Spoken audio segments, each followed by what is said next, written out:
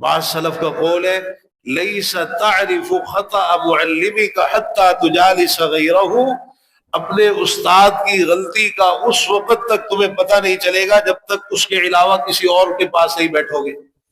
ہمارے ایک دوست تھے، جب اللہ تعالیٰ نے انہیں ہدایت نصیب فرمائی تو ان سے پوچھا کہ بھائی پہلے تو تم مسجد میں نماز کے لیے بھی نہیں آتے تھے، منع کرتے ہیں نا کہ نہیں نہیں نہیں فلانی جگہ نہیں جانا، بڑا ڈر لگتا ہے بھائی کیوں نہیں جانا؟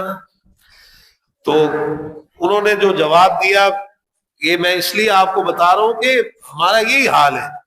وہ کہتے ہیں ہم ایک کنویں کے اندر تھے، کبھی باہر نکل کے دیکھا ہی نہیں، باہر نکلے ہیں تو پھر ہمیں پتہ چلا ہے کہ دین کیا ہے، قرآن و حدیث کیا ہے، کتاب و سنت کیا ہے، اللہ اور اس کے رسول صلی اللہ علیہ وسلم کی اطاعت اور فرما برداری کیا ہے۔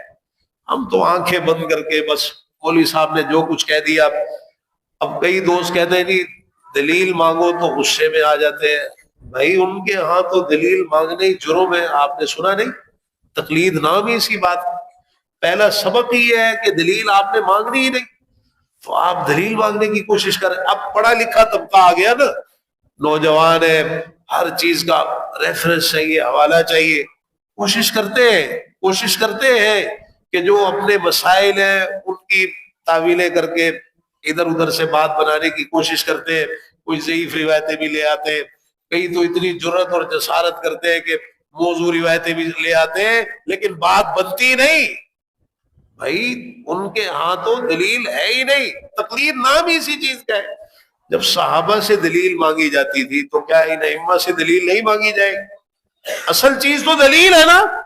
شیخ الاسلام ابن تیمیہ رحمہ اللہ فرماتے ہیں من فارق الدلیل ضل السبیل، جو دلیل سے جدا ہو گیا نا، دلیل سے ہٹ گیا، وہ سیدھے رستے سے بھٹک گیا۔ آپ سیدھے رستے پر قائم ہی اس وقت رہیں گے جب دلیل سے جڑے رہیں گے۔ ہر مسئلے میں، ہر چیز میں دلیل کے پیچھے جانا ہے، دلیل معلوم کرنی ہے۔ اللہ نے قرآن مجید میں کئی جگہ انسان کی عقل کا ذکر کیا ہے۔ افلا تعقلون، افلا یعقلون، عقل نہیں رکھتے، سوجھ بوجھ نہیں ہے تمہارے پاس۔ دنیا کے کاموں میں تو بڑی عقل ہے ہمارے پاس، بڑا دماغ ہے، بازار جاتے ہیں کوئی چیز خریدنے کے لیے، لاکھ کوئی آپ کو بولتا رہے فلانی چیز، آپ کہیں گے نہیں عقل ہے نا میرے پاس بھی دماغ ہے، میں خود اس کو چیک کروں گا، دیکھوں گا، پرکھوں گا، اچھی طرح اس کی کوالٹی دیکھوں گا، اس کی قیمت دیکھوں گا، میری تسلی ہوگی تو پھر لوں گا۔ تو دین کے معاملے میں یہ عقل کہاں چلی جاتی؟ عقل حاکم نہیں ہے، عقل معاون ہے دین کو سمجھنے میں، اور بہت بڑی اللہ تعالیٰ کی نعمت ہے۔